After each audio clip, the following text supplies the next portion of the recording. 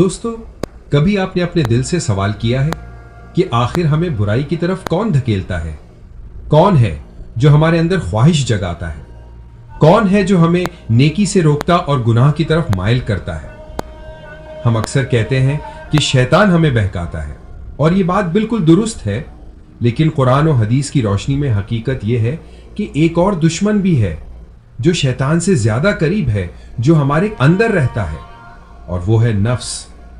अल्लाह ताला ने कुरान में फरमाया, इन्नन नफ्स लअम्मारतुम बिस्सू, यानी नफ्स की असल फितरत यही है कि ये इंसान को बुराई की तरफ खींचता है। शैतान बाहर से वसवसा डालता है, लेकिन नफ्स अंदर से उभारता है। शैतान कान में सरगोशी करता है, लेकिन नफ्स दिल के अंदर ख्वाहिश पैदा करता है। शैतान बहकाता है, मगर नफ्स इस बहकावे को अपना लेता है। इसीलिए उलमाए कराम ने फरमाया है कि असल जिहाद, असल जंग जिहाद बिन नफ्स है, यानी अपने नफ्स को काबू में करना सबसे बड़ा जिहाद है। दोस्तों, जरा गौर कीजिए, जब इंसान झूठ बोलता है तो क्या शैतान हाथ पकड़ के कहता है झूठ बोल? नहीं, बल्कि नफ्स के अंदर की लालच, डर या मफाद इसको झूठ पर माइल करते हैं। जब इंसान हराम खाता है तो क्या शैतान प्लेट में हराम डाल देता है? नहीं, ये नफ्स की ख्वाहिश है जो दिल में जन्म लेती है। जब इंसान गुस्से में बेकाबू होकर जुल्म करता है तो वो दरअसल अपने नफ्स की पैरवी करता है। इसीलिए औलिया अल्लाह हमेशा फरमाते हैं कि अगर तुम अल्लाह के करीब होना चाहते हो तो पहले अपने नफ्स को पहचानो, क्योंकि सबसे बड़ा दुश्मन अगर पहचाना ना जाए तो कभी शिकस्त नहीं दी जा सकती। का मकसद सिर्फ किसी न तरह इंसान को गुनाह में मुब्तला करना है। तारीख में ऐसी कई मिसालें मिलती हैं जहां नफ्स की पैरवी ने इंसान को तबाही और रुसवाई की इंतहा तक पहुंचा दिया।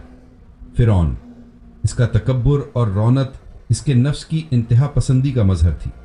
फिरौन ने अपने तकब्बुर की वजह से ना सिर्फ हज़रत मूसा और हारून अलैहिस्सलाम की नबूवत को झुटलाया, बल्कि अपने आप को सबसे बड़ा रब भी करार दे दिया। उसने अपनी बादशाहत और ताकत पर इतना गुरूर किया कि अल्लाह के सामने अपनी बंदगी को फरामोश कर बैठा और खुदाई का दावा कर दिया। कारून, ये बनी इसराइल से ताल्लुक़ रखता था और इसने दुनिया परस्ती और माल की हवस में अपना सब कुछ गंवा दिया। जब इसे नसीहत की गई कि वो अपने माल में से ज़कात अदा करे और अल्लाह की राह में खर्च करे, तो इसने तकब्बुराना लहजे में कहा कि ये माल तो इसे इसके ज़ाती इल्म की वजह से मिला है। इसके लालच ने इसे अल्लाह और इसके पैगंबर की नाफरमानी पर उकसाया और बिलाखिर वो अपने ख़जानों समेत ज़मीन में धंसा दिया गया। इब्लीस, इसकी तबाही का सबब सिर्फ एक गुनाह यानी तकब्बुर था। इसने हज़ारों साल की इबादत के बावजूद हज़रत आदम अलैहिस्सलाम को सजदा करने से इनकार कर दिया और कहा कि वो आग से बना है और आदम मिट्टी से।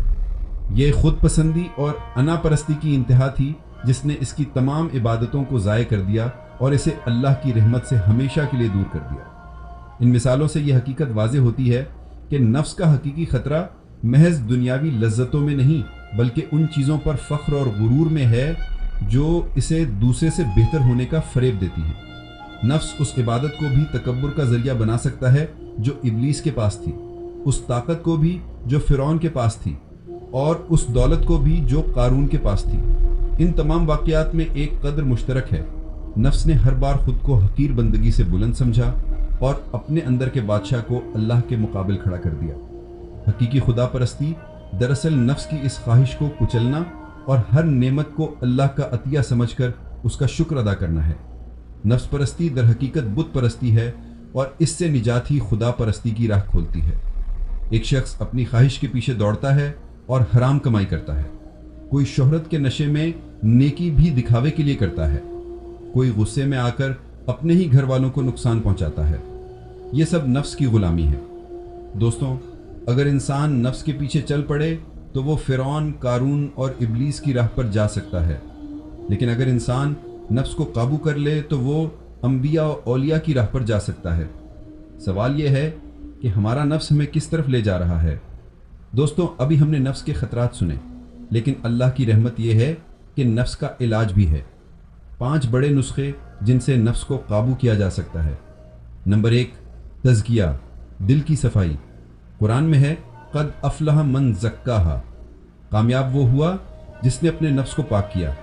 तज़किया का मतलब है ज़िक्र, قرآن کی تلاوت، دعا اور استغفار کے ذریعے دل کو صاف کرنا، جیسے کپڑا بار بار دھونے سے سفید ہوتا ہے ویسے ہی دل ذکر و تلاوت سے چمکتا ہے۔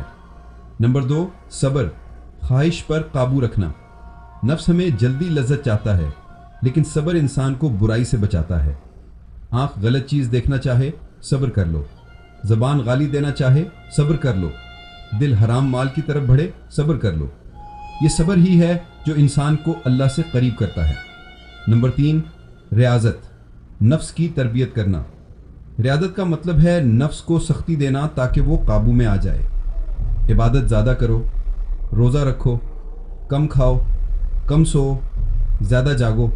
مثال، حضرت عمر رضی اللہ عنہ فرماتے ہیں کہ میں اپنے نفس کو کبھی پیٹ بھر کر نہیں کھلاتا تاکہ وہ سرکش نہ ہو۔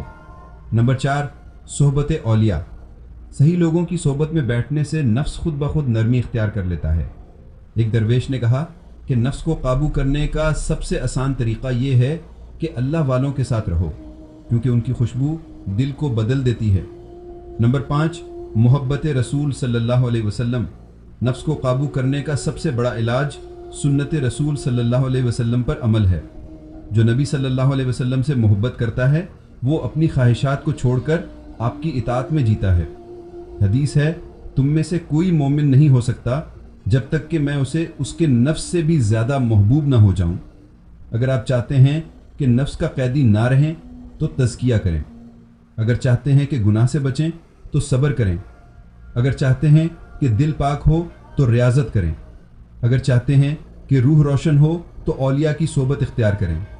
اور اگر چاہتے ہیں کہ اللہ راضی ہو جائے تو رسول اللہ صلی اللہ علیہ وسلم کی سنت پر عمل کریں۔ یہی نفس کی اصلاح ہے، یہی کامیابی ہے۔ ایک مشہور واقعہ جو نفس پر قابو پانے کی ایک بہترین مثال ہے وہ حضرت علی کرم اللہ وجہہ کا ہے۔ جنگ کے دوران آپ اپنے کافر دشمن پر غالب آ گئے اور اسے قتل کرنے کے لیے آگے بڑھے، لیکن عین اسی لمحے اس دشمن نے آپ کے چہرے پر تھوک دیا۔ یہ ایک ایسا عمل تھا جو شدید غصے اور رد عمل کا باعث بن سکتا تھا، لیکن اس کے برعکس آپ نے اسے چھوڑ دیا اور پیچھے ہٹ گئے۔ جب اس دشمن نے اس کی وجہ پوچھی تو حضرت علی نے فرمایا کہ میں تمہیں اللہ کی رضا کے لیے قتل کر رہا تھا، لیکن جب تم نے میرے چہرے پر تھوکا تو میرے نفس میں ذاتی غصہ اور انتقام کا جذبہ پیدا ہو گیا۔ اگر میں تمہیں اس حالت میں قتل کرتا تو یہ میرا عمل اللہ کے لیے نہیں بلکہ میرے نفس کی تسکین کے لیے ہوتا، اور میں یہ نہیں چاہتا تھا کہ میری عبادت میں نفس کی پیروی کی آمیزش ہو۔ اس واقعہ سے یہ گہرا سبق ملتا ہے کہ جہاد کا مقصد صرف بیرونی دشمن کو شکست دینا نہیں بلکہ اپنے نفس کو مکمل طور پر اللہ کی رضا کے تابع کرنا ہے۔ اس واقعہ کا تعلق نبی کریم صلی اللہ علیہ وسلم کے اس فرمان سے بھی ہے کہ بہادر وہ نہیں جو پہلوان ہو اور دوسرے کو پچھاڑ دے، بلکہ بہادر وہ ہے جو غصے کے وقت خود کو قابو میں رکھے۔ صوفیہ کے مجاہدات۔ اولیاء اللہ ہمیشہ نفس کو قابو میں رکھنے کے لیے سخت محنت کرتے تھے۔ کوئی 40 دن کا چلہ کاٹتا، کوئی کم کھاتا تاکہ خواہش دب جائے، کوئی کم سوتا تاکہ عبادت زیادہ کرے، کوئی نفس کو مارنے کے لیے شہرت اور دنیاوی آرام کو ترک کر دیتا۔ حضرت داتا گنج بخش علی حجویری رحمۃ اللہ علیہ فرماتے ہیں کہ میں نے اپنے شیخ کو دیکھا کہ وہ کئی دن بغیر کھائے پیے صرف اللہ کے ذکر سے زندہ رہتے تاکہ نفس کا غرور ٹوٹ جائے۔ ایک اور واقعہ، حضرت ابراہیم بن ادہم رحمۃ اللہ علیہ ایک بادشاہ تھے، سب کچھ تھا مگر دل بے چین۔ ایک دن شکار پر گئے تو اچانک ایک آواز آئی، اے ابراہیم، کیا تم اسی کے لیے پیدا ہوئے تھے؟ کھانے پینے اور کھیل